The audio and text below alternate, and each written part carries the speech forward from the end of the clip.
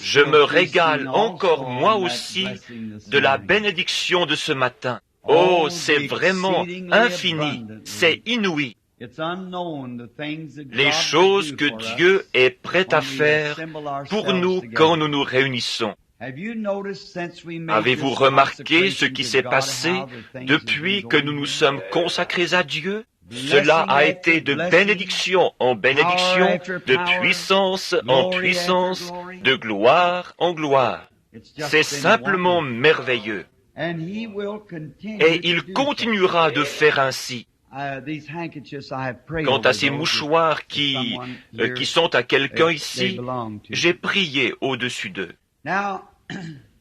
Maintenant, je veux simplement parler de ceci quelques instants.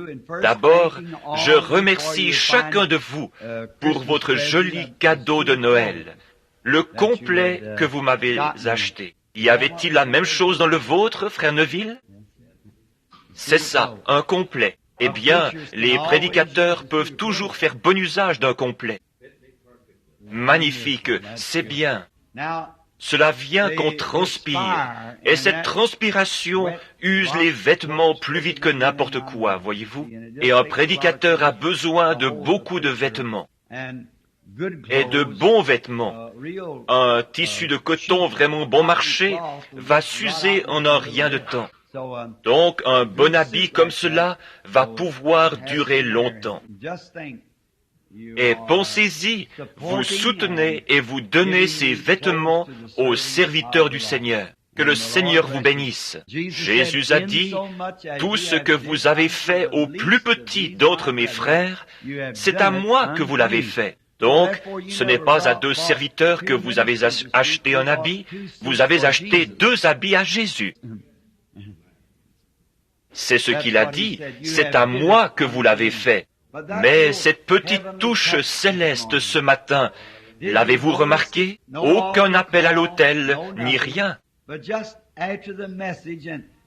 Mais juste après le message, tandis que le rafraîchissement du Saint-Esprit se déversait sur les gens et que la gloire de Dieu se déplaçait, ils ont commencé à s'avancer de partout. Et j'ai aperçu certains de mes chers amis baptistes de l'église baptiste de la rue Walnut à Louisville.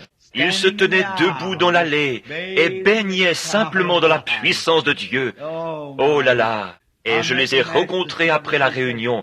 Ils disaient, « C'est la puissance de Dieu !» J'ai dit, « C'est vrai, vous avez sûrement raison. La puissance de Dieu.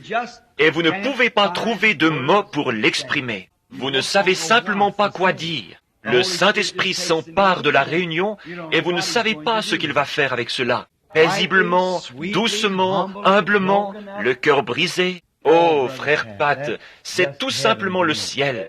Je suis un de ceux qui sont à l'ancienne mode et qui aiment cela avec du sentiment, voyez-vous, comme le regretté Paul Rader. Il dit à ça, une fois, il racontait une histoire. Il dit que lui et sa femme étaient assis à table et qu'elle voulait aller quelque part ou faire quelque chose. Il lui répétait entre autres, « Cela m'est vraiment impossible » en la rembarrant un peu. Il la regarda et les larmes lui coulaient sur les joues. Il lui dit, il pensa dans son cœur, « Eh bien, si elle se vexe d'un rien, tant pis. » Donc, comme bien des hommes, il plia son journal et le posa sur son assiette. Elle se tenait toujours à la porte et lui disait au revoir en l'embrassant. Et quand il se retrouvait au portail, elle lui faisait signe de la main. Et cela suffisait, vous savez, jusqu'à ce qu'il revienne du bureau. Donc, ce matin-là, il dit qu'en sortant, à la porte, elle se tenait près de la porte. Il l'embrassa, sortit tout de go et se rendit jusque vers le portail. Il l'ouvrit et regarda derrière lui. Elle se tenait toujours près de la porte, la tête baissée, toujours vexée. Il dit qu'il lui fit au revoir d'un signe de la main et qu'elle fit de même. Il dit qu'il fit quelques pas dans la rue et se mit à penser. Et si quelque chose m'arrivait avant de rentrer à la maison, ou si quelque chose lui arrivait à elle avant mon retour, que Dieu reprenait notre vie. vertueuse comme elle l'a été, et douce comme elle est, et ainsi de suite. Et il dit que plus il avançait, plus il avait le cœur gros. Il fit alors demi-tour, revint en courant, rouvrit le portail, se précipita dans la maison, ouvrant la porte. Et quand il ouvrit la porte, il entendit quelqu'un pleurer, et tournant la tête, il l'aperçut debout derrière la porte. Il dit qu'il n'a jamais dit « Pardonne-moi », il n'a jamais dit « Excuse-moi », il n'a jamais rien dit. Il dit qu'il saisit sa femme et l'embrassa à nouveau, puis faisant demi-tour, il ressortit. Et quand il arriva au portail, il dit qu'elle se tenait de nouveau à la porte. Il lui dit « Bye », elle répondit « Bye ». Tout comme elle l'avait fait la première fois. Mais la dernière fois, il y avait du sentiment là-dedans. C'est justement cela. Quand il y a du sentiment là-dedans, vous voyez que c'est réellement quelque chose qui vient de Dieu. Bien, il y a eu l'élection tout à l'heure d'un nouvel administrateur, frère Sothman. Je suis sûr que les administrateurs et tous les autres sont au courant qu'à la fin de l'année financière, le 1er janvier, tous les postes de l'Église, tels que pasteurs et diacres et ainsi de suite, prennent fin. Puis, s'ils veulent continuer, pas les pasteurs, je ne voulais pas dire cela. Je voulais dire les administrateurs et les diacres et les enseignants de l'école du dimanche et ainsi de suite. Le pasteur, lui, est élu par l'Église et reste jusqu'à ce que... Et alors si les administrateurs formant le comité actuel, ou les diacres, les enseignants de l'école du dimanche, ou ce qu'il y a d'autres, veulent continuer à remplir leurs fonctions, qu'ils le fassent simplement. Sinon, s'ils ne veulent pas continuer et qu'il n'y a rien contre eux, qu'ils résignent. Les autres continuent pour l'année suivante. Et s'ils ne veulent pas continuer, ils éliront et nommeront alors un autre administrateur ou quelqu'un au poste à repourvoir. Par conséquent, cela n'oblige pas un homme à être membre d'un comité pour le reste de sa vie. Mais tant qu'il croit que Dieu est avec lui et l'aide, et qu'il ou qu'elle veut faire sa part, quelle qu'elle soit, et continuer dans l'œuvre de Dieu, nous serons toujours heureux d'avoir sa collaboration. Voyez-vous, mais de cette façon, cela donne la possibilité à quelqu'un d'exercer une fonction pendant une année et de voir ensuite comment il aime cela. Certains de nos administrateurs restent pendant des années et des années et des années, certains diacres aussi.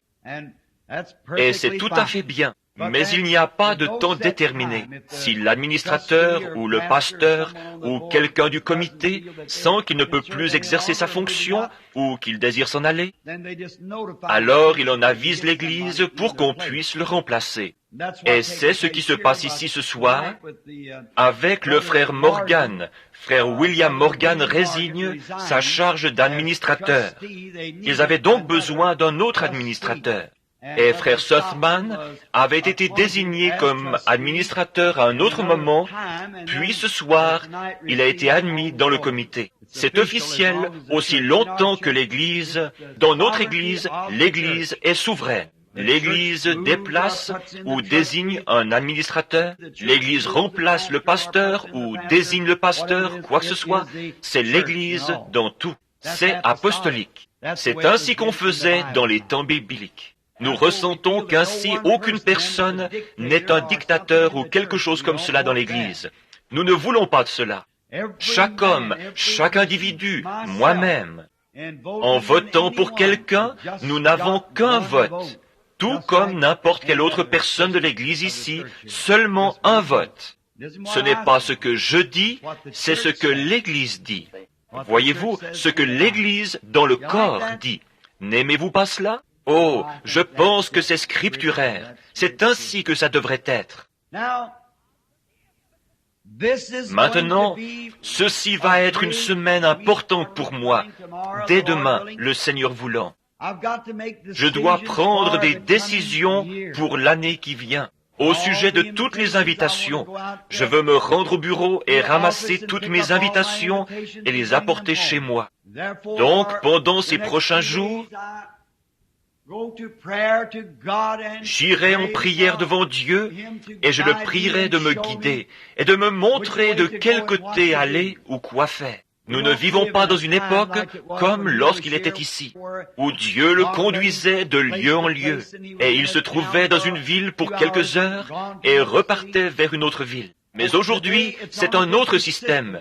Il y a des arrangements préalables, avec des groupes de pasteurs, et un tas de choses doivent être faites. Et la façon dont je procède, j'apporte toutes mes invitations d'Afrique et les dépose, toutes les invitations de l'Inde, toutes celles de Californie, d'Utah, et toutes les différentes invitations, et je les place par piles séparées. Je les laisse là, puis je me mettrai à marcher et à prier. Je monterai peut-être dans ma voiture et m'absenterai 1 ou 2 jours. À mon retour, je continuerai à prier. Il me viendra à cœur d'aller à un certain endroit. Je verrai alors si c'est juste une impression. Puis, par la suite, si cela a produit en moi une forte impression, je prends la pile où se trouve ce certain endroit. J'en retire une lettre d'invitation et la lis, pour voir où cela se trouve. Puis, de là, voici la raison pour laquelle je fais cela. Imaginez que vous voyagez à bord d'un avion pendant 72 heures, ballotté dans tous les sens, à travers la tempête, si jamais vous avez voyagé outre-mer. Vous ne savez pas, parfois vous êtes en haut, et parfois cela descend et balance, et ballotte et tangue à travers ces nuages, et au-dessus de l'eau pendant 3 jours et 3 nuits. Pendant 3 jours et 3 nuits. Et ensuite, vous mettez pied à terre dans un pays, et le premier à venir à votre rencontre, c'est Satan. Eh bien, le groupe de pasteurs a dit ceci. Quelques-uns d'entre eux sont divisés quant au vote, et quelques-uns sont pour. Voyez-vous, alors peut-être direz-vous ceci. Eh bien, peut-être que le Seigneur ne voulait pas que je vienne. Mais lorsque vous êtes envoyé de Dieu, vous êtes prêt à rencontrer l'ennemi. Vous dites, je pose ici mon pied au nom du Seigneur Jésus-Christ. Je viens au nom du Seigneur Jésus, et je resterai ici jusqu'à ce que son œuvre soit accomplie. Voyez-vous, alors vous êtes prêt à affronter ses forces. Aussi, vous m'aimez, je sais que vous m'aimez, donc priez pour moi cette semaine, afin que je puisse prendre les bonnes décisions guidées par l'inspiration de Dieu. Maintenant, je vais avoir quelques petites, ce que j'appelle des réunions saute-mouton. Je serai en Floride les 8, 9 et 10 de ce mois-ci, ou plutôt à Tifton, en Géorgie. Tifton, Géorgie, les 8, 9 et 10 janvier, je voulais dire, au lieu de ce mois-ci. Puis je dois aller à Glasgow, Kentucky, et peut-être à Somerset, Kentucky, juste pour un soir, et peut-être à Campbellsville, Kentucky, et frère Rogers désirait que je vienne un soir chez lui, ce que nous n'avions pu faire l'autre fois. Maintenant, priez pour frère Rogers. Nous avons fraternisé aujourd'hui, et le prenant par la main, je l'ai trouvé mal en point physiquement. Donc, priez pour frère Rogers, qui se trouve par ici. Il en a pris beaucoup sur ses épaules là-bas, et cela l'a rendu nerveux et l'a affecté. Et en ce moment, il ne se porte pas bien du tout, et sa femme non plus.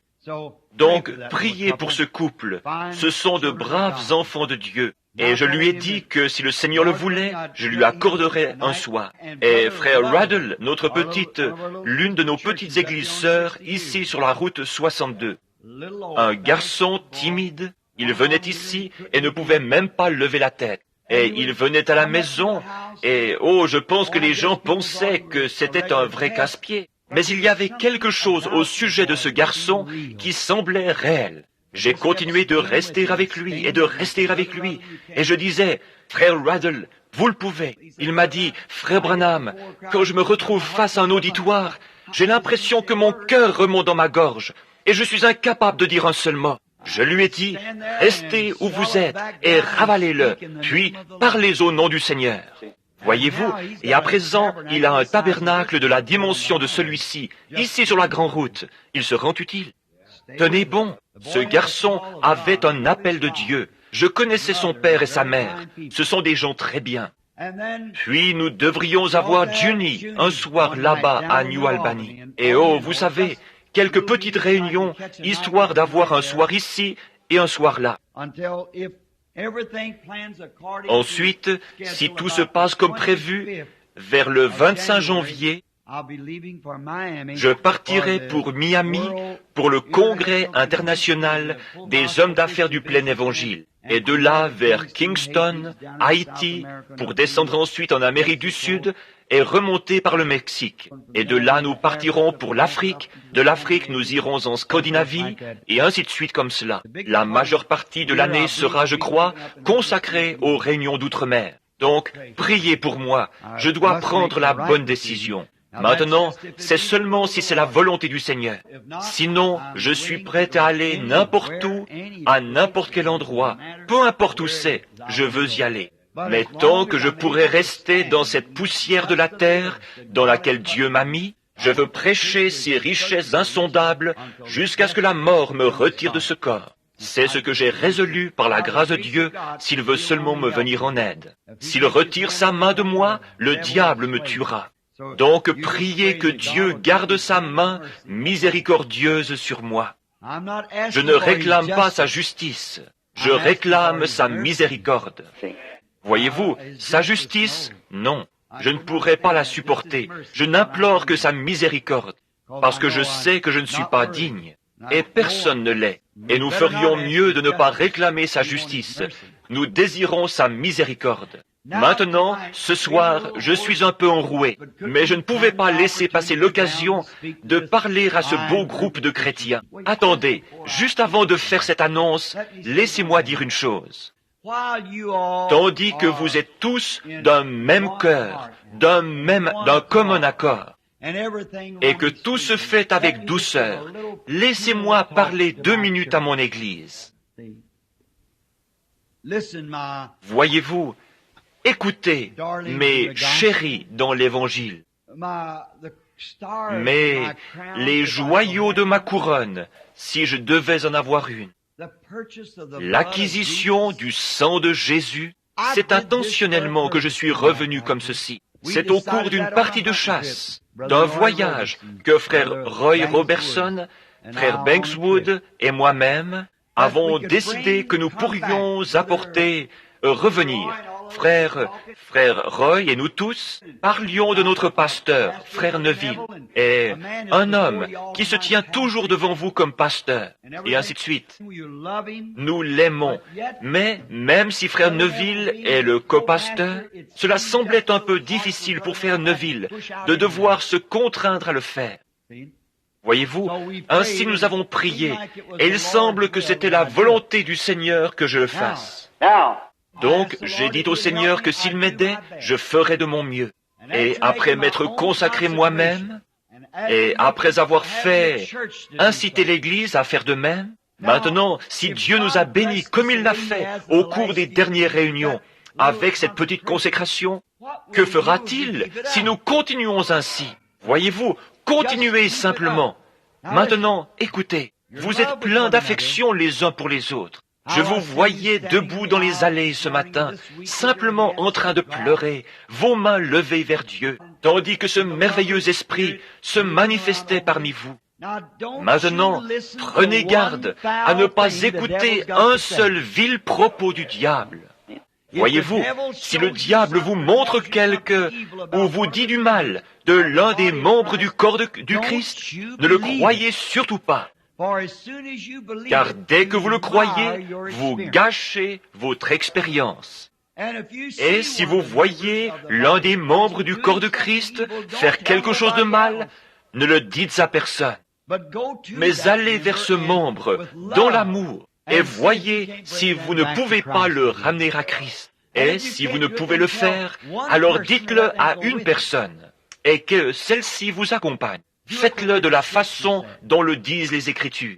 Voyez-vous, mais si quelqu'un dit « sœur telle est telle » ou « frère tel est tel », n'en croyez pas un seul mot, n'y donnez pas suite.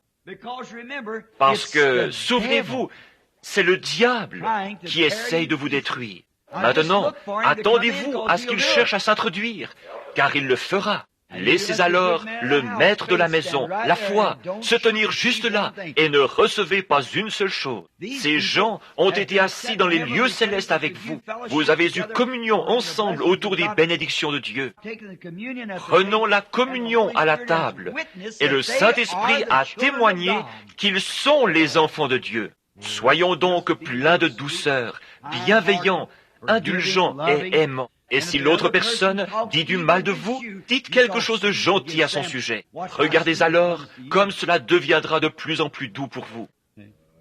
Voyez-vous, c'est juste. Rendez toujours le bien pour le mal, l'amour pour la haine. Et simplement, te sens-tu mieux, ma chérie? La fillette qui est derrière? Tant mieux. Je suis si reconnaissant. Oui, je suis simplement allé derrière. Elle était pliée en deux. Et le Seigneur Jésus l'a maintenant relevée et l'a présentée à l'Assemblée. Nous en sommes si reconnaissants. C'est pour cela que j'ai quitté la chair tout à l'heure. Ils disaient qu'ils avaient prié et ne parvenaient pas à atteindre le Seigneur.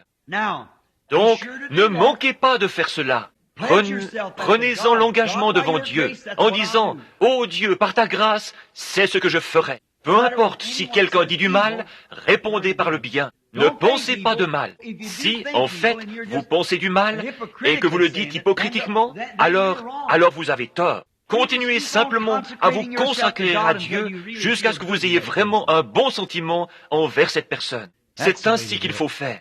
C'est alors que votre âme sera simplement inondée par la douceur des bénédictions de Dieu. C'est ainsi que vous vivez victorieux. Alors, rien ne peut vous nuire, aussi longtemps que vous aimez. Eh bien, direz-vous, voyez-vous, si vous avez les langues, elles cesseront. Et si vous avez la sagesse, elle disparaîtra. Les prophéties, elles prendront fin. Mais lorsque vous avez l'amour, il demeure à jamais. Voyez-vous, et n'aimez pas seulement ceux qui vous aiment, mais aimez ceux qui ne vous aiment pas. Car il est facile pour moi d'aimer quelqu'un qui m'aime, mais essayez d'aimer quelqu'un qui ne vous aime pas. C'est ainsi que vous pouvez reconnaître si vous êtes chrétien ou non. Lorsque quelqu'un ne vous aime pas, vous l'aimez malgré tout dans votre cœur.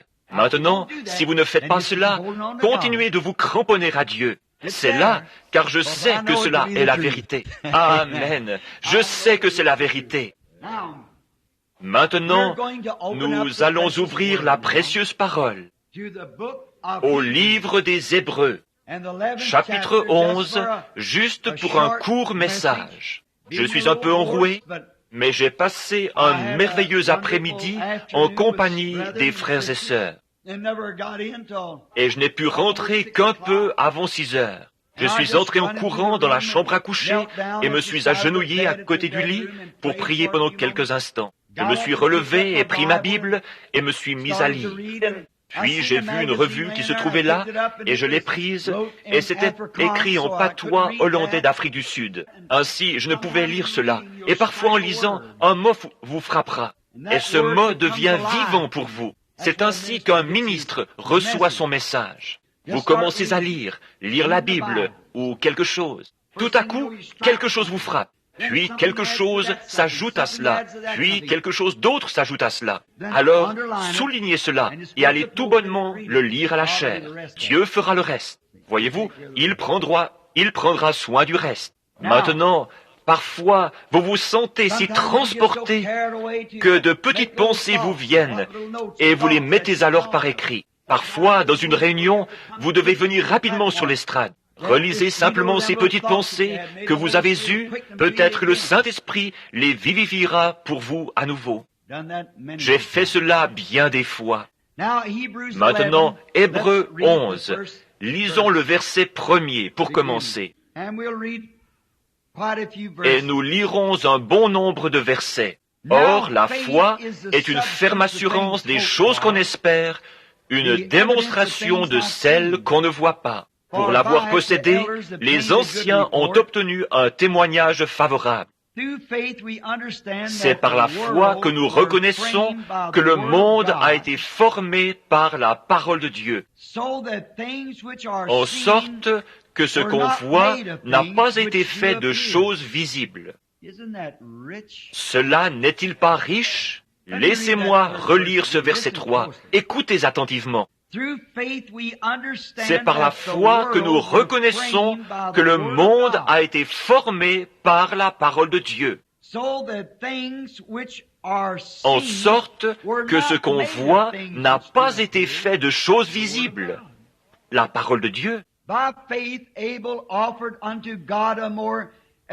C'est par la foi qu'Abel offrit à Dieu un sacrifice plus excellent que celui de Caïn. C'est par elle qu'il fut déclaré juste, Dieu approuvant ses offrandes.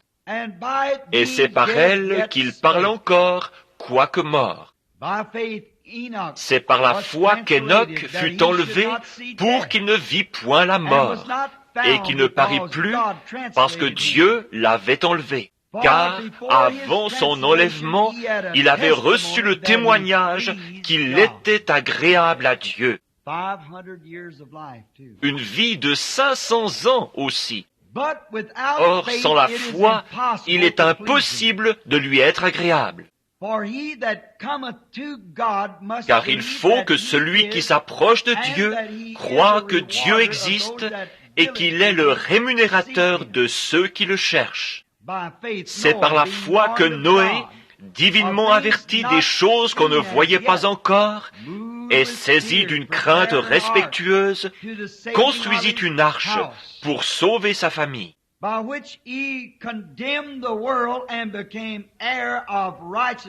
C'est par elle qu'il condamna le monde et devint héritier de la justice qui s'obtient par la foi. Maintenant, prions juste un instant et inclinons nos têtes. Seigneur, notre très bienveillant Dieu et Père, nous entrons encore dans ta présence avec des actions de grâce. Et non seulement sentons-nous maintenant que nous sommes dans ta présence parce que nous avons incliné nos têtes pour prier, mais nous croyons que nous sommes constamment dans ta présence, parce que les yeux de l'Éternel parcourent la terre, et tu connais toutes choses, et tu connais les pensées du cœur.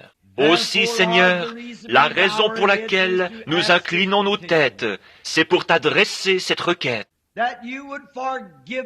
Que tu pardonnes toutes nos offenses et transgressions contre toi, et que ta miséricorde s'étende encore une fois sur nous, au point que tu ouvres nos lèvres pour parler et nos oreilles pour entendre, et que ta parole devienne réelle pour nous ce soir. Que ces quelques versets que nous avons choisi de lire puissent être d'un grand secours pour chaque membre de ton corps mystique sur la terre, ton Église spirituelle, l'Église des premiers-nés, cette Église qui a été acquise par le sang de Jésus, qui a été lavée et sanctifiée, et qui sera présentée à Dieu ce jour-là sans tache ni ride. Combien nous te remercions que nous puissions avoir la foi pour croire que nous sommes participants de la bonté de Dieu, par la justice et la miséricorde de notre Seigneur Jésus. Nous te prions maintenant de guérir toute maladie. Nous te remercions d'avoir touché cette petite fille qui tout à l'heure était couchée là dans la pièce, se tordant de douleur, de la voir sortir avec cette petite foi d'enfant et t'accepter ainsi que ta miséricorde. Nous t'en remercions et te prions de te souvenir de ce petit bien-aimé de Sœur Baker, là-bas au Kentucky, et de ceux dont Frère Neville a parlé. Et, ô Dieu, de ce camp innombrable de malades partout, et spécialement, Seigneur, ceux qui ne sont pas sauvés et qui ne te connaissent pas. S'ils mourraient dans leurs péchés, ils ne pourraient pas venir là où tu es. Nous te prions de nous accorder le témoignage et la puissance, la hardiesse pour annoncer la parole, et la sagesse pour savoir quand le faire. Puis dis-nous lorsque nous aurons assez parlé, afin que nous puissions partir et laisser les gens dans l'étonnement, l'émerveillement du glorieux Saint-Esprit et de son œuvre. Accorde-le, Seigneur. Exauce-nous maintenant, nous te prions. C'est au nom de Jésus que nous le demandons. Amen.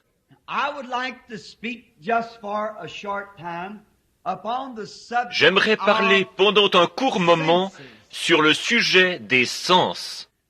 On nous enseigne que l'homme naturel possède 5 sens. Et ces 5 sens contrôlent Dieu lui a donné ces 5 sens pour entrer en contact avec sa demeure terrestre. Et ces sens sont connus comme étant la vue, le goût, le toucher, l'odorat, l'ouïe. Ces 5 sens sont propres à l'homme naturel. Et ils sont bons. Et nous ne pouvons pas fonctionner ou mener une vie normale quand l'un de ces sens refuse d'agir. La vue, l'ouïe, le toucher, l'odorat ou le goût. Sans eux, nous ne pouvons pas être normaux. Il y a quelque chose qui manque. Une partie de la vie que nous ne pouvons percevoir sans le fonctionnement de ce sens. Et ils sont bons et ils sont utiles. Et ils nous ont été donnés par Dieu. Dieu donna ces sens. Mais ils vous sont donnés comme un don. Et cela dépend de la façon dont ce à quoi vous soumettez ces sens, déterminera la façon dont votre vie sera dirigée. Cela dépendra de la façon dont vous soumettez vos 5 sens. Ce que vous voyez, ce que vous entendez, ce que vous goûtez, sentez ou touchez. Ce à quoi ces sens sont soumis vous dominera. Et nous sommes reconnaissants à Dieu de posséder les 5 sens. Mais en aucune façon, ces 5 sens vous ont-ils été donnés pour vous guider. Ils vous ont été donnés pour un contact terrestre. Mais le 6e sens vous a été donné. Et ce 6e sens appartient seulement aux chrétiens. Et vous ne pouvez obtenir ce 6e sens à moins de devenir chrétien. C'est le seul moyen pour vous d'avoir plus que les 5 sens naturels pour la personne naturelle. Pour le chrétien, le 6e sens est mieux connu sous le nom de foi. C'est celui qui vous gouverne et vous guide. Et il est supérieur à tous les autres sens. Il est supérieur à tous les autres sens, aux 5 autres sens. Maintenant, je n'irai pas dire que parce que nous recevons ce 6e sens, les 5 sens ne servent plus à rien. Bien au contraire. Ces 5 sens vous ont été donnés par Dieu et ils doivent être utilisés.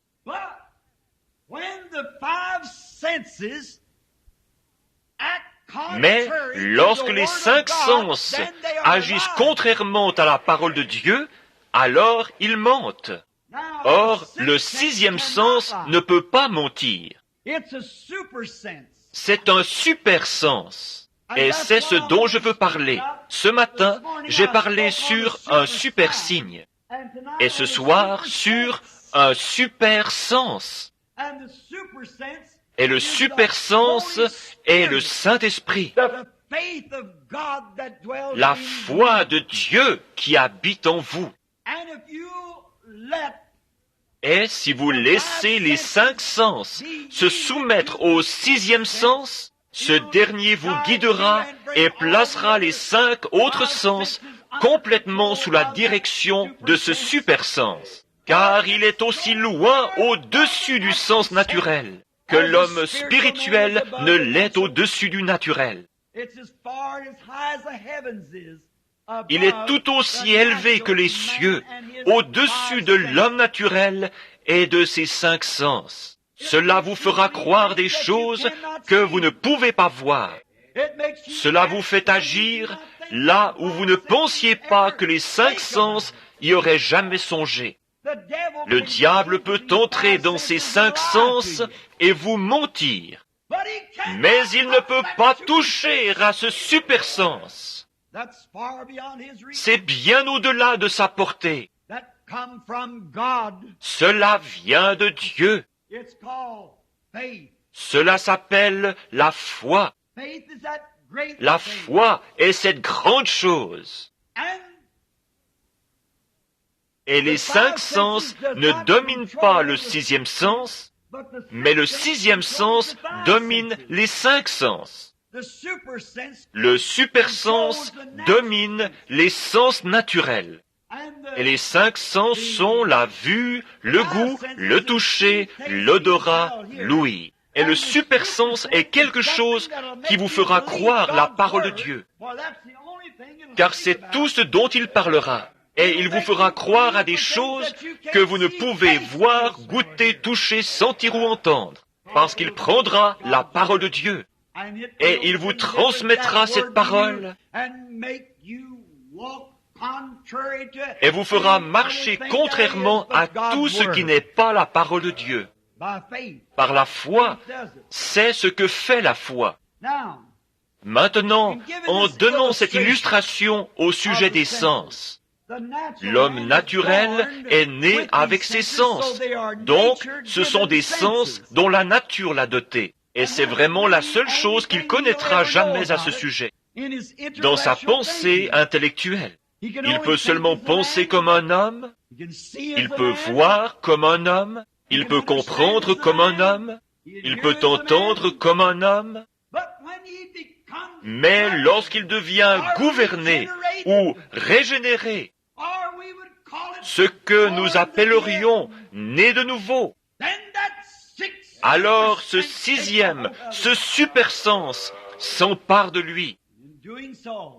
Et ce faisant, ce super-sens l'élève à un endroit où il a la foi pour croire les choses qu'il ne pouvait entendre, les choses qu'il ne pouvait voir, pour comprendre ce qu'il ne pouvait comprendre. Il y croit malgré tout parce qu'il est gouverné par ce 6e sens.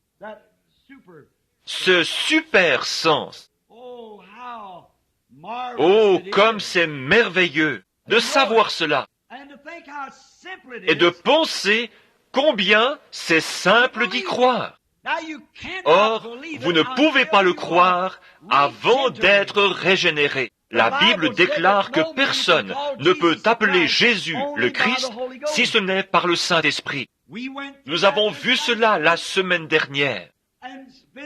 Et cela a été une telle pierre d'achoppement, spécialement pour les croyants pentecôtistes. Lorsqu'ils m'entendent dire cela, Jésus a dit dans Jean 5, 24, « Celui qui entend ma parole et croit à celui qui m'a envoyé a la vie éternelle. » La vie éternelle vient de Dieu seul. Et personne ne peut dire que Jésus est le Christ si ce n'est par le Saint-Esprit. Vous acceptez seulement ce que quelqu'un d'autre a dit, ce que vous avez appris intellectuellement, ce que vous avez appris par les 5 sens naturels. Mais lorsque le 6e sens entre, le Saint-Esprit, il enlève tous les raisonnements de ces 6 sens et des 5 sens, et vous élève dans ce 6e sens pour vous faire croire des choses que vous ne pouvez voir, goûter, toucher, sentir ou entendre. Cela vous fait quelque chose. Alors vous pouvez dire que Jésus est le Christ, parce que vous en avez été témoin, non pas ce que l'enseignement intellectuel vous enseignait, mais ce que vous avez expérimenté. Alors, frère Branham, qu'est censé faire le 6e sens? Que vient faire le 6e sens? Le 6e sens vient pour cette raison. Maintenant, le 6e sens est la foi, le super sens. Maintenant, si le sixième sens vient pour cette raison seulement, c'est pour faire que les cinq sens en vous nient tout ce qui est contraire à la parole de Dieu. C'est la raison d'être du sixième sens. Les Écritures parlent de renverser les raisonnements. Les cinq sens vont... Vous pouvez raisonner, disant, mais pourquoi donc cet homme devrait-il... Pourquoi donc? Mais le sixième sens ne voit pas cela du tout. Il est tellement supérieur à cela. Il est tellement plus élevé qu'il lui est totalement impossible de raisonner avec cela. Nous le croyons. C'est bien au-delà de tout ce que les cinq sens pourraient dire à ce sujet. Maintenant, nous nous préparons pour un service de guérison. Vous voyez, nous le croyons. Vous marchez par ce sixième sens. Vous parlez par ce sixième sens. Vous vivez par ce sixième sens. Vous mourrez par ce sixième sens et ressuscitez par ce sixième sens. Ce super sens, quelque chose qui est en vous, qui est différent de ce qu'est l'homme naturel. L'homme naturel possède seulement ceci. Et ils sont très bien s'ils peuvent être amenés à se soumettre au sixième sens. Si l'esprit naturel dit, lit la parole de Dieu et dit, ceci est la parole de Dieu, il dit la vérité. Mais s'il la lit et dit, ce n'est pas toute la parole de Dieu, ou ça l'était, c'est quelque chose, ça l'était une fois, mais ça ne l'est plus maintenant. Alors ce sixième sens intervient et dit, il est le même hier, aujourd'hui et pour toujours. Voyez, voilà la différence. C'est la raison pour laquelle tant de gens ne sont pas guéris. Ils essayent de venir avec une conception intellectuelle. Ils disent, oh, je fais ceci, ou je crois ceci, et ainsi de suite. Mais si ce sixième sens dit cela, alors rien ne les fera jamais déroger à ce sixième sens. Le sixième sens a été placé sur l'être humain afin de lui faire nier tout ce qui est contraire à la parole de Dieu. Tout symptôme qui est contraire à la promesse de Dieu, le sixième sens dit qu'il n'existe pas. Si ce chrétien est né de nouveau, vous pouvez vous attendre à ce qu'un jour un incroyant, un incrédule s'approche du chrétien et lui dise, maintenant, écoutez bien, le Saint-Esprit, cela n'existe pas. Vous faites erreur là-dessus. Vous êtes fou de croire une baliverne pareille. Une telle chose n'existe pas. Ce sixième sens entre directement en action. Laissez-moi vous démontrer par la Bible que vous ne pouvez pas recevoir le Saint-Esprit. Et vous voyez, je peux vous montrer où les disciples ont reçu, mais... Oui, eh bien, répondrez-vous, regardez, le sixième sens attirera votre attention là-dessus et dira, mais il a dit, la promesse est pour vous et vos enfants. Eh bien, cela voulait dire leurs enfants à eux. Cela ne voulait pas dire pour vous, ce n'est pas pour vous. Mais ce sixième sens ne s'y laisse pas prendre. Pourquoi? Il est déjà en vous.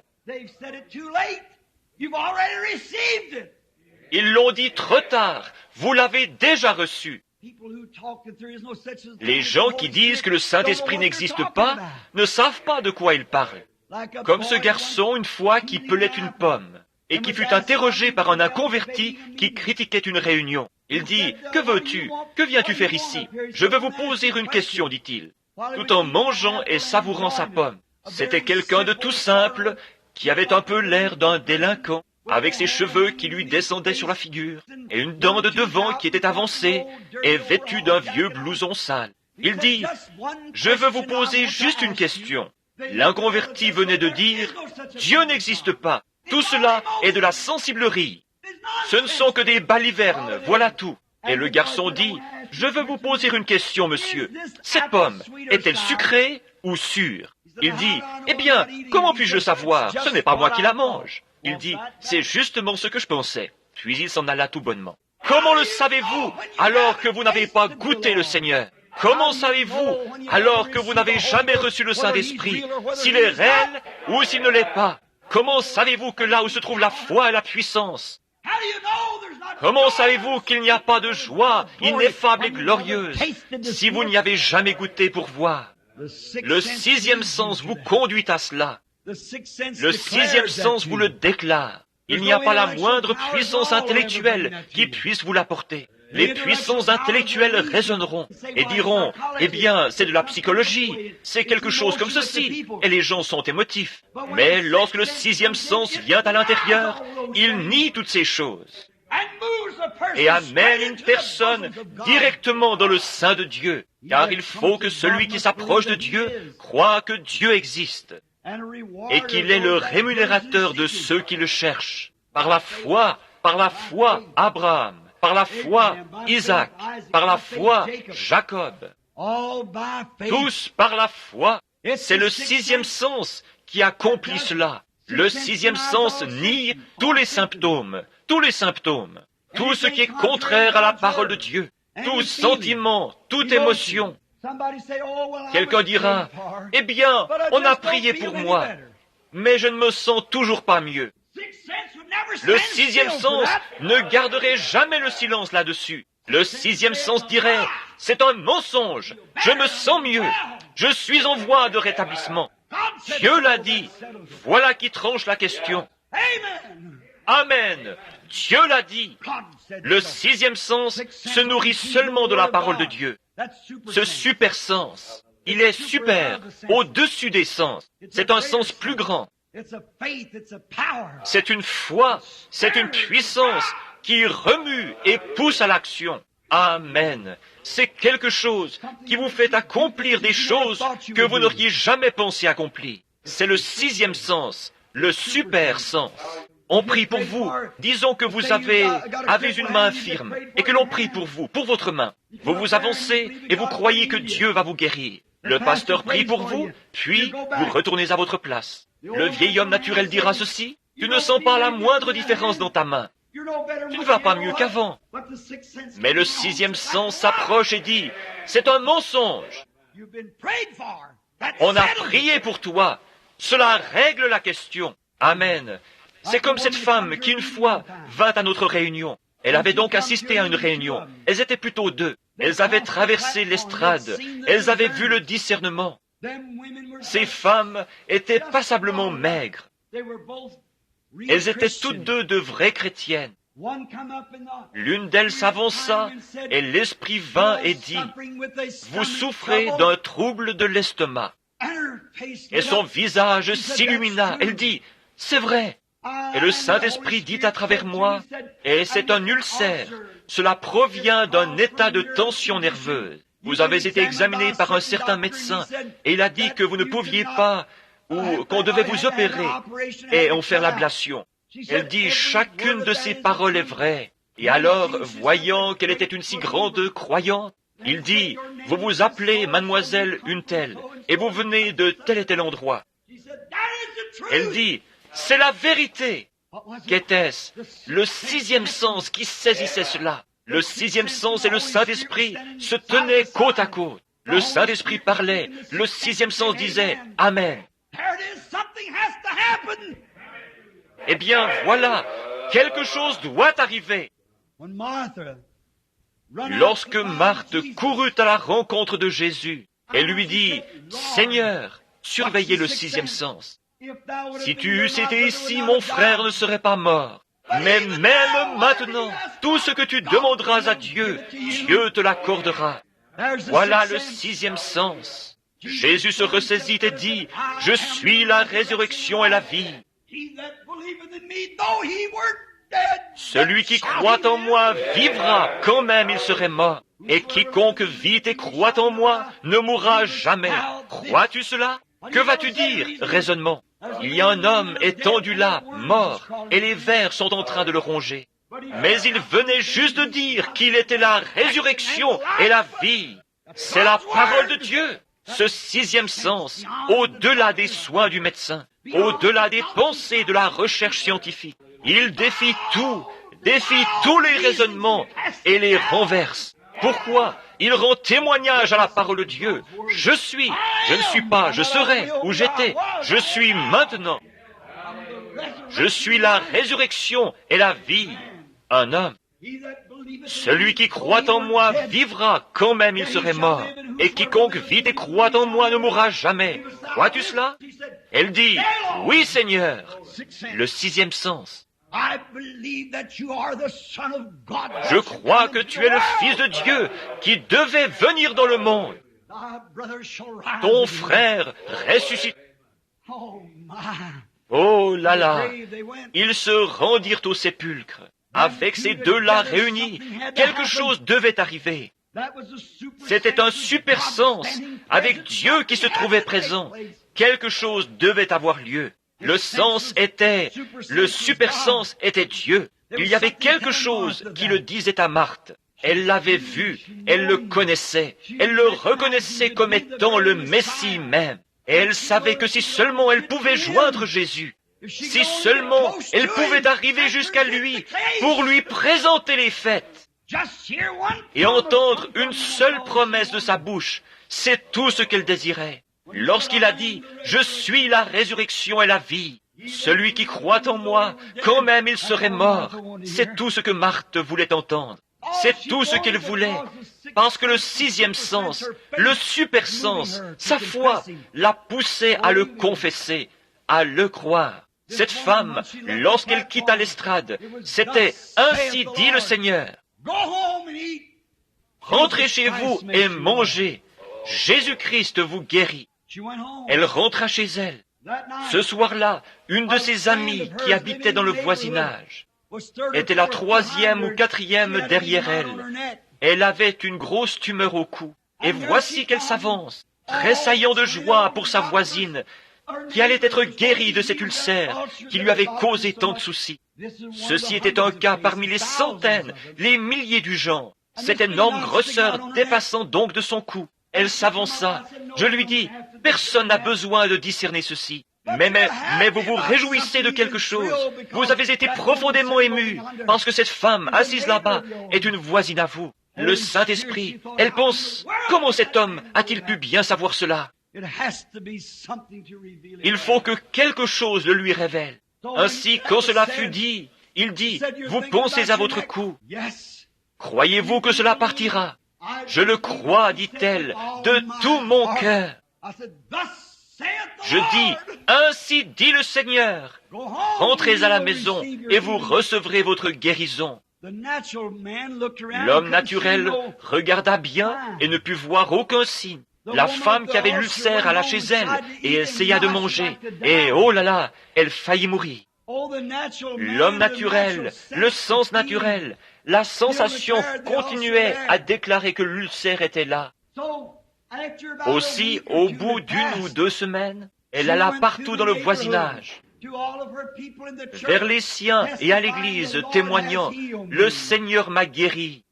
Et ils dirent, « Est-ce que tu manges maintenant ?»« Non, pas vraiment tout ce que je veux. » Mais dit-elle, « Je suis déjà guérie.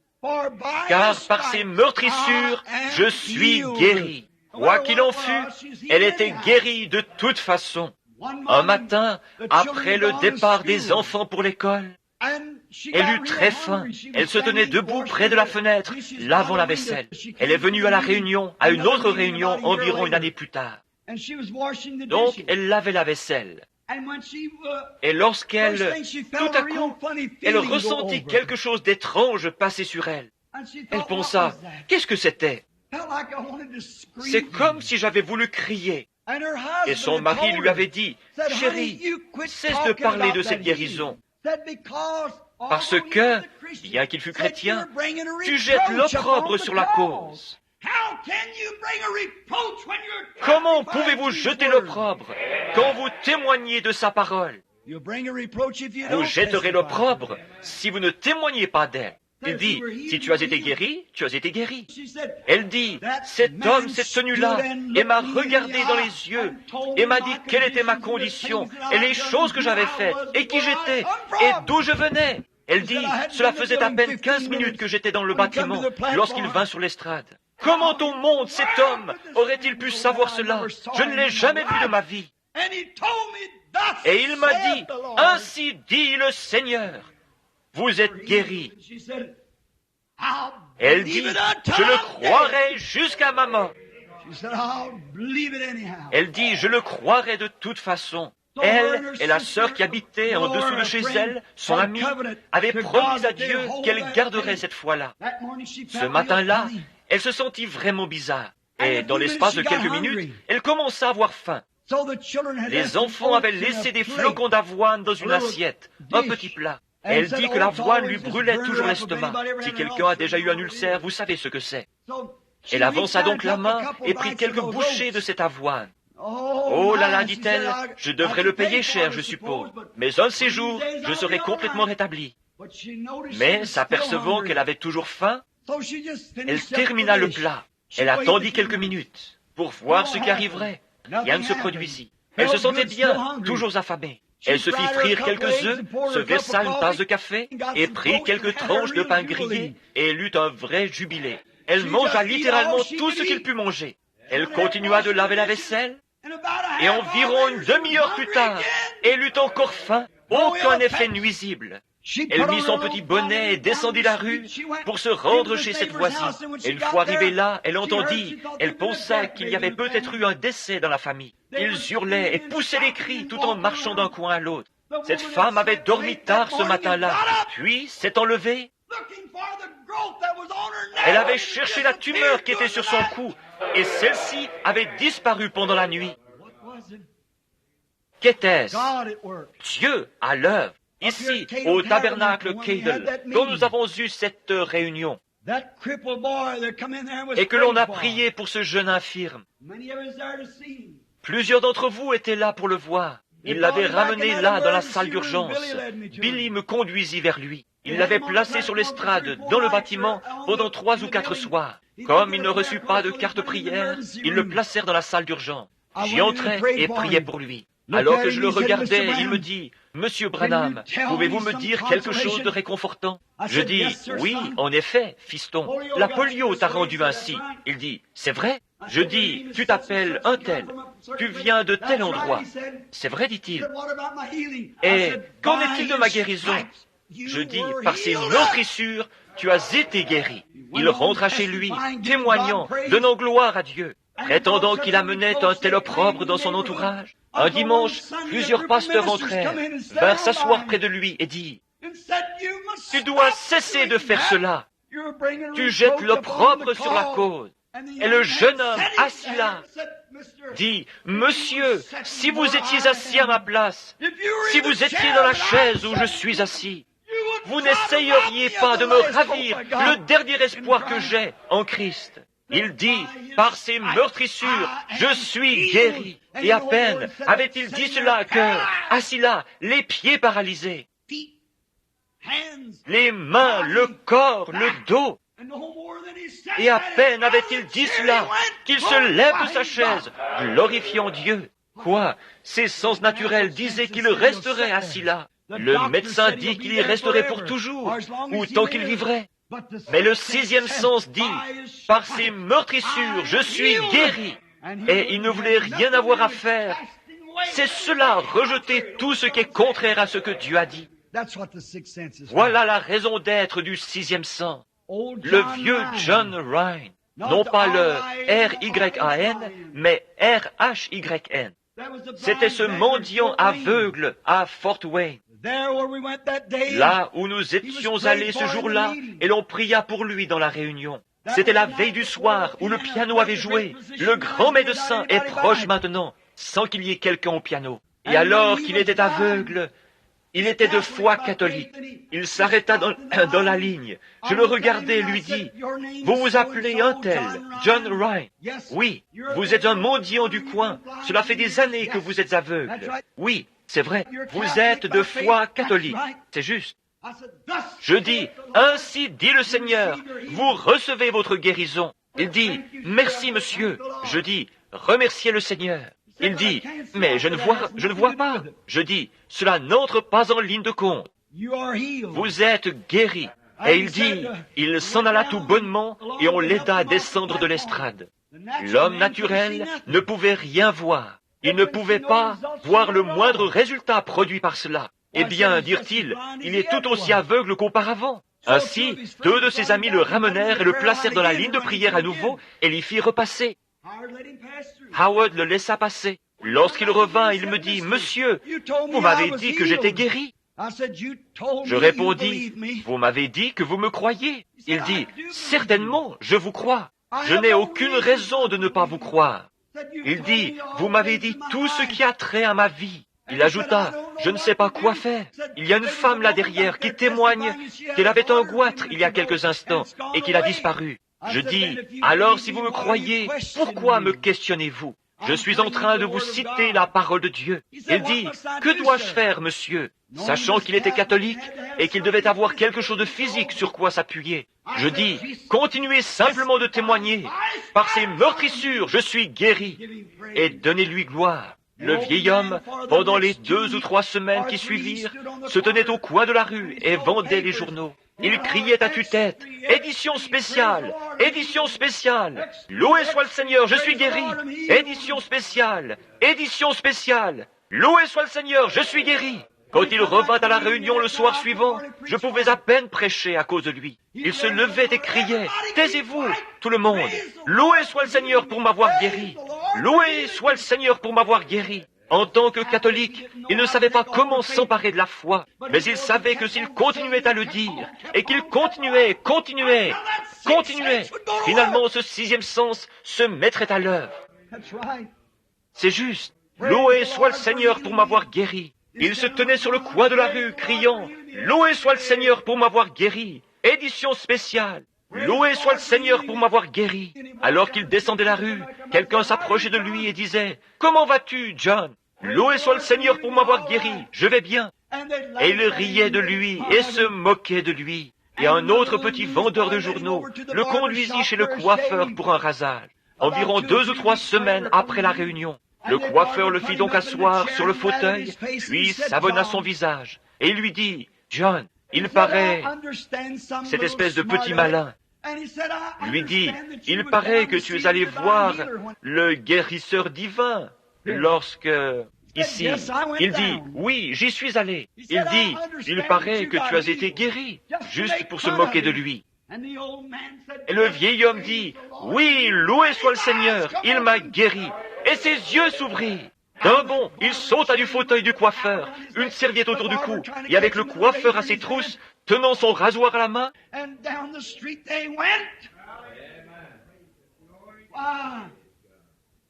pourquoi la parole de Dieu s'était mise à l'œuvre. La petite Georgie Carter, qui était couchée là-bas et que vous connaissez tous, certains ici la connaissent de près.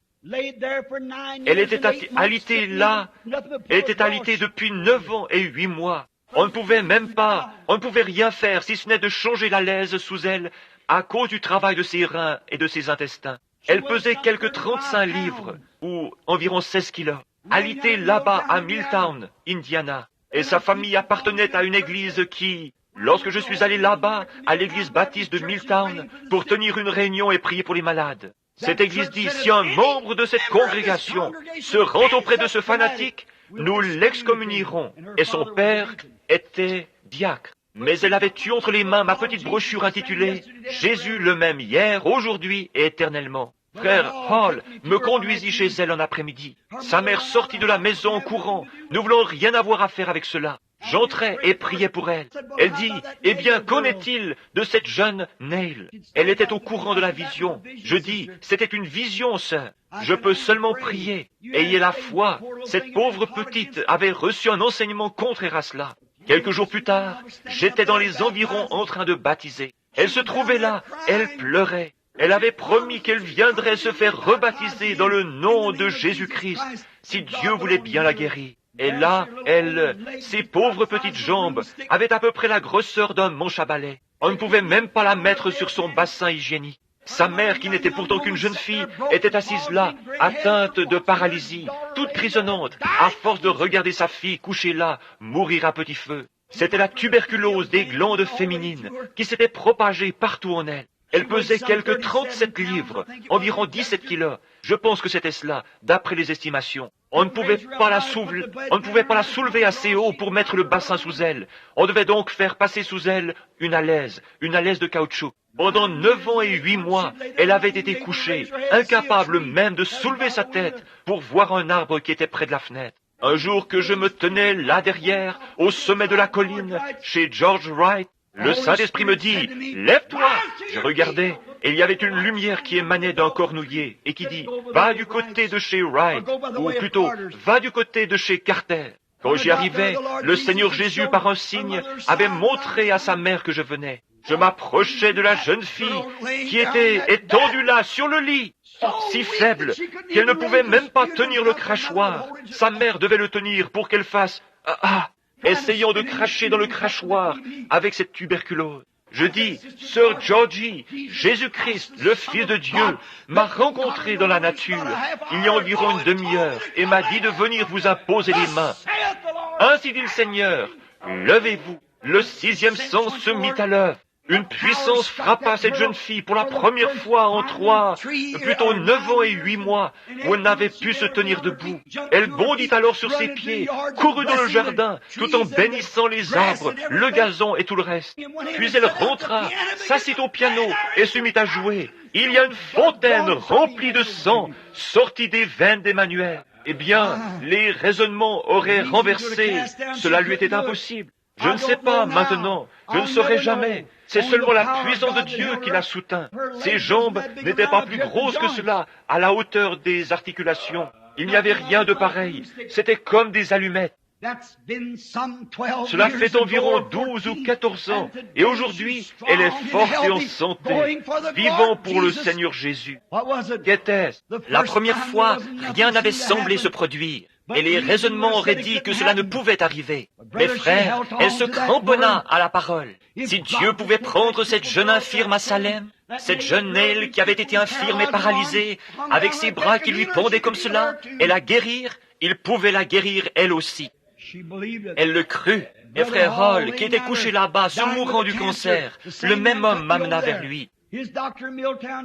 Son médecin à Milltown l'envoya à ce médecin de New Albany, qui est à l'hôpital St. Edwards. J'oublie, il s'est occupé de mes enfants. Un brave homme, un bon médecin. Il l'examina et dit, « Cancer. » Il dit au docteur Brown de Milltown, « Il se meurt. » Le docteur Brown dit, « C'est bien ce que je pensais. » Ils l'emmenèrent ici, chez sa sœur, une parente de M. Kopp, qui autrefois était le juge de la ville.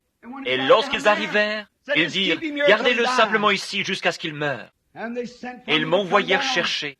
J'y allais jour après jour avec ma femme. Nous avons prié pour frère Hall. Je l'aimais. Il avait été l'un de mes convertis à Christ. Son état s'aggravait de plus en plus, et il ne pouvait plus bouger ses mains. Madame Hall dit, « Billy, n'y a-t-il rien que vous puissiez faire? » Je dis, rien que je sache, Sir Hall, je ne reçois aucune parole du Seigneur. Je dis, j'aimerais que mon médecin l'examine. Elle dit, qui est votre médecin? Je répondis, le docteur Sam Adair. Et je téléphonais à Sam. Sam dit, Billy, tout ce que je peux faire, c'est l'envoyer à Louisville pour des radiographies et ainsi de suite. Il dit, je te donnerai le rapport. Ils l'envoyèrent chercher en ambulance, l'emmenèrent et il revint. Sam me téléphona et dit, Billy, il a le cancer du foie. Nous ne pouvons pas lui enlever le foie, il en mourrait. Il dit, c'est un prédicateur, il ne devrait pas y avoir de problème. Tu ferais aussi bien de lui dire qu'il va mourir. Je dis, il est prêt à partir, ça. Mais l'ennui, c'est que cela me fait de la peine de le voir partir. C'est mon frère, et je l'aime. Et je pensais, oh Dieu, fais quelque chose pour moi. Ce matin-là, je m'apprêtais à partir chasser l'écureuil. Je regardais dehors, avant le lever du jour, il n'y avait personne dans la cour. Je pris ma carabine et traversai la maison pour sortir. Il y avait une vieille pomme ratatinée, suspendue au mur. Je pensais, pourquoi Meda a-t-elle accroché cela au mur? Je regardais, et il y en eut une autre, et une autre, et une autre, jusqu'à ce qu'il y en eût 6 de suspendus là. J'ôtai promptement mon chapeau et tombai par terre sur mes genoux. Je levai les yeux, et alors une très grosse et très belle pomme descendit et dévora toutes ces autres. J'observais juste au-dessus d'elle. Il y avait cette même lumière que celle que l'on voit sur cette photo là-bas. Elle se tenait là en tournoyant. Elle dit, « Lève-toi. Va dire à Monsieur Hall, ainsi dit le Seigneur, il ne mourra pas, mais il vivra. » Je suis allé le lui dire, il n'allait pas mieux, mais il crut, il s'accrocha à cela. Il n'y avait aucun changement, semblait-il. Un jour passa, pas de changement. Le deuxième jour passa, pas de changement. Vers le troisième jour, cela commença à changer. Et le voici vivant aujourd'hui, après bien des années. Je remarque Madame Weaver assise juste ici. Si je ne me trompe pas, lorsque sa fille est venue après la guérison de Margie Morgan, je suis allé là-bas et il n'y avait rien que cette femme pouvait faire. Elle allait mourir dans les heures qui suivraient. Il pouvait lui faire une injection ou deux et c'est tout. Elle avait subi une opération des organes. Le cancer avait atteint sa colonne vertébrale. Il l'avait propagé quand il l'avait opérée. Et il n'y avait rien à faire pour cette femme. Je désirais lui parler au sujet de la guérison, mais elle dit, « Monsieur, vous êtes un ministre du Seigneur Dieu, et je ne suis pas digne que vous entriez sous mon toit, se considérant indigne qu'un ministre vienne la voir. » Elle dit, « J'ai vécu ma vie, j'ai dansé, et j'ai fait des choses que je n'aurais pas dû faire. J'ai eu un parler grossier, et tout ce qui s'ensuit. » Elle me confessa ses péchés, dit, « Je n'en suis pas digne. » Je vis qu'elle était sur la bonne piste. Il lui fallait recevoir Christ ici dedans, avant que ce sixième, ce super sens ne pût se mettre à l'œuvre. Nous nous sommes agenouillés. Je lui ai cité le passage disant, « Si vos péchés sont comme le cramoisi », elle donna sa vie au Seigneur Jésus-Christ. Et à ce moment-là, elle dit, « Oh, oh, je me sens toute différente. Quelque chose m'est arrivé, quelque chose m'est arrivé. Je veux tous vous serrer la main. » Et juste alors, j'observais, et je la vis en vision retourner derrière la maison vers une poussinière. Je dis, « Madame Weaver, ainsi dit le Seigneur Dieu, vous vous rendrez à cette poussinière et vous vivrez. » Elle ne pouvait se fier à ses sensations. Le cancer l'avait dévorée. Elle ne pouvait s'appuyer sur ce que disait le médecin. Elle se mourait. Et cela fait, je pense, 14 ou 15 ans de cela, Madame Weaver. Il y a 14 ans, elle vint au tabernacle en chancelant alors qu'elle était malade. Il ne semblait pas qu'elle fût capable de sortir du lit avec ses petits bras décharnés, parce qu'elle avait promis à Dieu qu'elle viendrait pour être baptisée dans le nom de Jésus. Nous l'avons soulevée de la chaise roulante ou de sa chaise. Nous l'avons descendue dans le baptistère et l'avons baptisée au nom de Jésus. Et la voici assise ici ce soir. Regardez-la si vous voulez voir un spécimen de santé. Pourquoi? Renversant les raisonnements et les recherches scientifiques et tout le reste. Parce que le sixième sens se mit à l'œuvre. Voilà, regardez, laissez-moi simplement répéter ceci. Jésus passa une fois près d'un arbre, et c'était un figuier, et il regarda le figuier. Maintenant, s'il vous plaît, ne manquez pas ceci. Il regarda le figuier, et celui-ci ne portait aucune figue. Et il dit, il maudit l'arbre et dit, que personne ne mange de toi. Les disciples jetèrent un coup d'œil. L'arbre ressemblait à ce qu'il avait toujours été. Une heure après, il avait toujours le même aspect. Dieu n'a jamais ouvert la terre pour l'engloutir. Dieu n'a jamais envoyé du ciel un éclair en zigzag pour le carboniser. Il aurait pu le faire. Certainement qu'il aurait pu. Il n'a jamais fait ces choses. Qu'est-il arrivé? L'arbre avait été maudit. La foi de Dieu fit obstacle à la vie de cet arbre. Il n'y avait rien de physique qu'on pouvait voir. Mais tout au fond, sous la terre, là, dans les racines de l'arbre, la mort faisait son œuvre. Il avait été maudit. Le sixième sens était venu contre lui. Il devait mourir. Il commença à mourir à partir des racines. C'est la même chose qui se produit avec un cancer. C'est la même chose qui se produit avec une tumeur. C'est la même chose qui se produit avec n'importe quelle maladie. Lorsque ce sixième sens de puissance du Seigneur Dieu s'élève contre cela, il dit, « Satan, sors de là. Peut-être ne verrez-vous aucun changement physique se produire sur le champ. Mais cette foi tient bon malgré tout. Cela a été maudit. Ce sixième sens ce super sens ne lâchera pas prise. Il ne prêtera pas attention à ce que vous ressentez, à ce que vous avez l'air, à ce que vous faites. Il n'aura rien à faire avec cela. La parole de Dieu a été appliquée. Le sixième sens s'en empare. C'est tout. Il se met à l'œuvre. Le cancer commence à dépérir. Il meurt à partir des racines et il disparaît. Certainement, par ce même puissant sixième sens, des royaumes se sont écroulés. Il a fait tomber les murs les uns sur les autres. Par ce sixième sens, la mer Rouge se retira. Et une terre sèche fraya un passage par lequel les enfants de Dieu purent s'échapper. Par ce même sixième sens, Samson défia 1 millier de Philistins, armés d'armures et de lances. Il n'avait aucun moyen de se défendre, si ce n'est avec la mâchoire d'une mule sauvage. Ce sixième sens se mit à l'œuvre, et il terrassa 1 millier de Philistins. Alléluia! Par ce sixième sens, des morts furent ressuscités. Par ce sixième sens, de puissants miracles furent accomplis. Ce super sens, appelé le sixième sens, est la force la plus puissante qui ait jamais atteint la terre.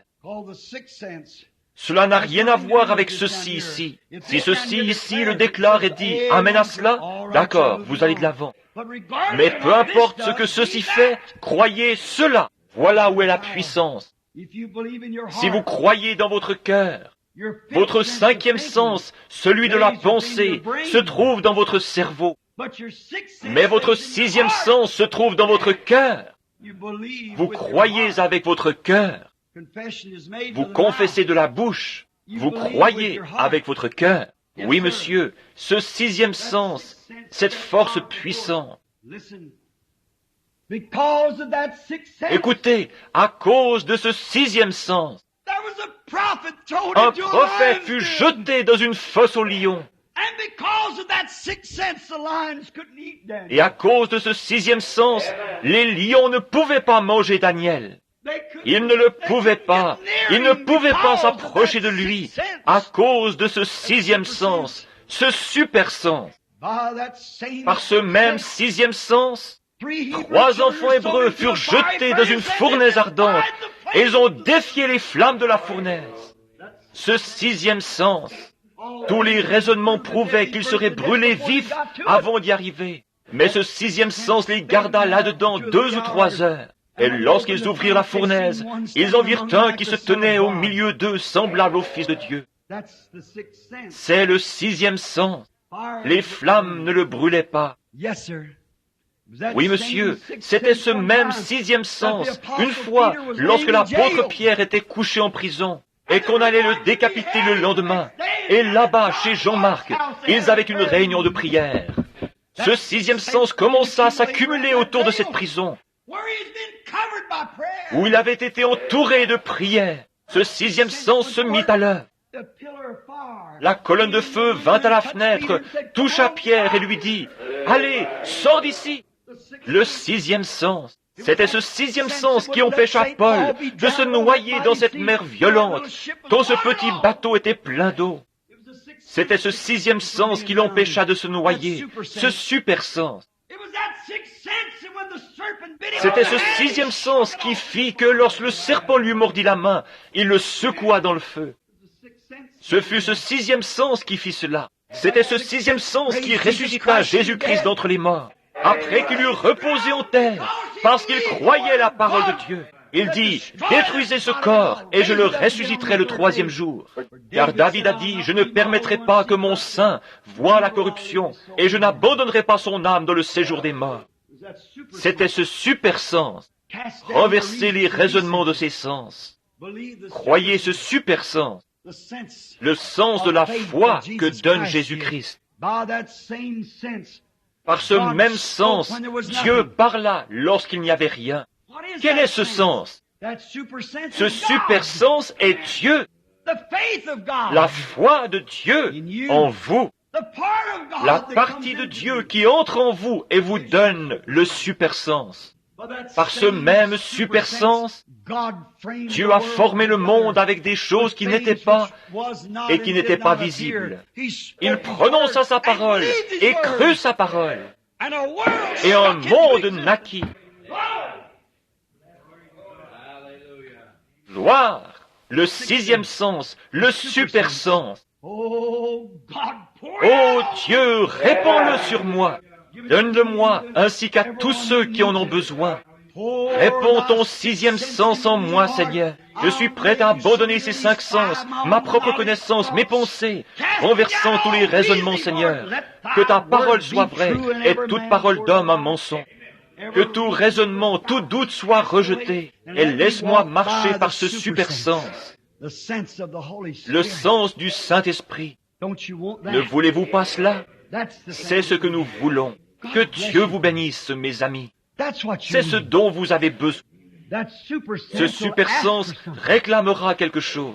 Et il sait qu'il le donnera. Il est persuadé, car il faut que celui qui s'approche de Dieu croie que Dieu existe et qu'il est le rémunérateur de ceux qui le cherchent. Si le sixième sens dit, Dieu garde sa parole, je me donne à lui, je lui abandonne tout ce que j'ai. Mon sens dit que ceci le fera s'accomplir, ma foi dans la parole de Dieu. Puis appeler toute chose qui lui est contraire comme si elle n'était pas. Abraham rencontra Dieu et Dieu dit, tu vas avoir un bébé de Sarah, lui âgé de 75 ans, elle de 65 ans. Abraham appela tout ce qui n'était pas, qui était contraire à cela, comme si cela n'était pas. Il marcha comme s'il avait vu Dieu, et il crut. Il appelait tout ce qui disait qu'il n'allait pas la voir, tout raisonnement, toute autre chose qui... Le docteur peut avoir dit, « Allons, Abraham, tu es trop vieux pour cela. » Cela ne faisait aucune différence, ce que le docteur disait, ce que qui que ce soit d'autre disait, ce que son propre esprit disait, ce que quoi que ce soit disait. Dieu avait raison, et il restait avec cela. C'est le sixième sens, le super sens. Oh Dieu, donne-le-moi. Seigneur, laisse-moi en avoir plus. Pour subvenir aux besoins de son peuple, c'est ma prière. Ce matin, quand cette maman a amené ce petit bébé rouquin, elle se tenait ici, les larmes coulant sur ses joues. J'ai dit, « Qu'est-ce qu'il y a, sœur ?» Elle a répondu, « Frère Branham, il a la leucémie. » J'ai senti quelque chose s'élever. Oh, il est un secours qui ne manque jamais au temps de la détresse. Tenez, il n'y a pas longtemps, Billy et moi étions en voiture. Des garçons de couleur qui roulaient très vite avaient heurté une voiture sur le côté et fait plusieurs têtes à queue, projetant certains d'entre eux sur le pavé. Un jeune homme resta coincé sous la voiture, son dos bloqué. Les autres garçons sautèrent de la voiture et commencèrent à la soulever. Il dit, « Oh, je vous en prie, ne faites pas cela, mon dos est brisé. Non, vous allez me tuer, ne faites pas cela. » Ils dirent, « Oh, nous devons te dégager de là, elle est en train de prendre feu. » Il dit, « Laissez, ne la remuez pas, vous êtes en train de m'écraser, et vous allez me faire mourir, ne faites pas cela. » Je lui criai là-dessous, « Fiston, es-tu chrétien ?» Il répondit, « Non, monsieur. » Je dis, « Tu ferais mieux de prier. » Il dit, « Oui, monsieur. » Le sixième sens se mit à l'œuvre. Je fis quelques pas en passant derrière la voiture, et je ne le saurais jamais avant le jugement. Mais tout à coup, la voiture se redressa et il fut libéré. Il se releva alors d'un bond, sain et sauf. Qu'était-ce? Un secours qui ne manque jamais dans la détresse. Nous revenions Une jeune femme de couleur conduisait sa voiture, une nouvelle Plymouth, qui avait environ 650 km au compteur, ou 400 000.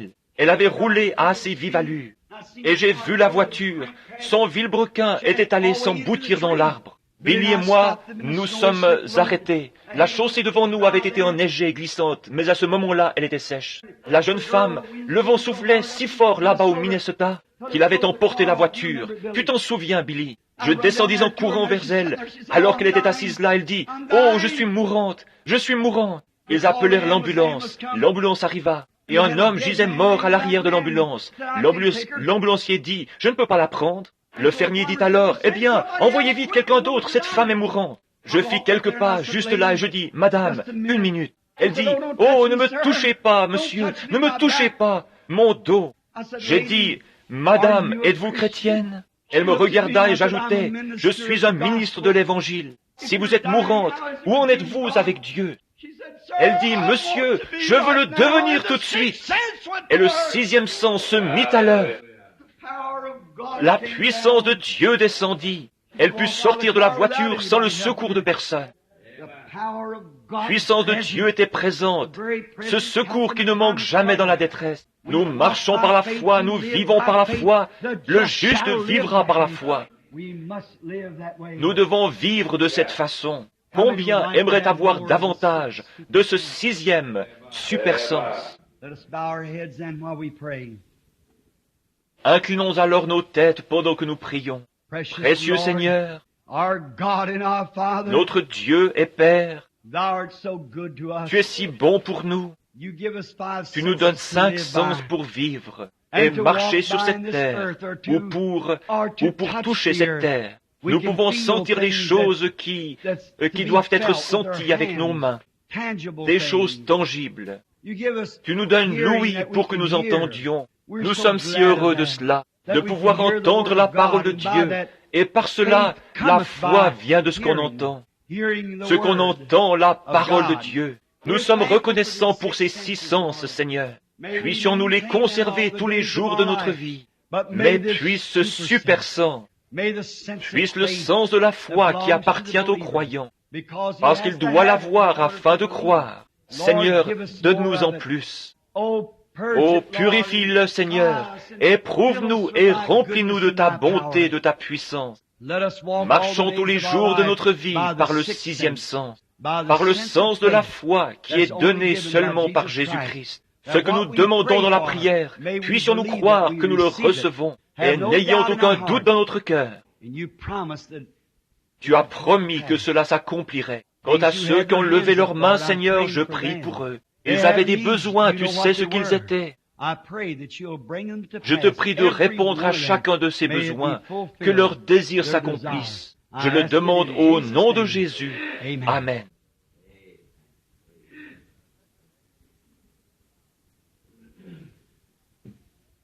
Faith in the Father, faith in the Son, faith in the Holy Ghost, these 3 are one. Demons will tremble and sinners awake. Faith in Jehovah will anything shake. L'avez-vous jamais entendu auparavant? Maintenant sans musique, juste 1 minute. Faith in the Father, faith in the Son, faith in the Holy Ghost, these 3 are one. Demons will tremble and sinners awake. Faith in Jehovah makes anything shake. C'est juste, oh là là, précieuse foi, précieuse, glorieuse foi. Oh Dieu, donne-moi de la foi. Par la foi, Abraham. Par la foi, Isaac. Par la foi, Abel offrit à Dieu un sacrifice plus excellent que celui de Caïn. Quoique mort, il témoigne encore. Oh, combien nous avons besoin de la foi. Je l'aime. Je désire plus de foi. Mon désir dans cette vie et pour la nouvelle année qui vient, c'est plus de foi en Dieu. Oh Dieu, enlève tout doute de mon esprit si jamais il en surgissait un. Satan lutte contre moi, il lutte contre vous, il essaye de lancer ses flèches. Mais que j'ai toujours ce bouclier de la foi devant moi, afin de résister aux ruses du diable, afin d'éteindre ces dards enflammés. C'est ma prière sincère. Que Dieu vous bénisse.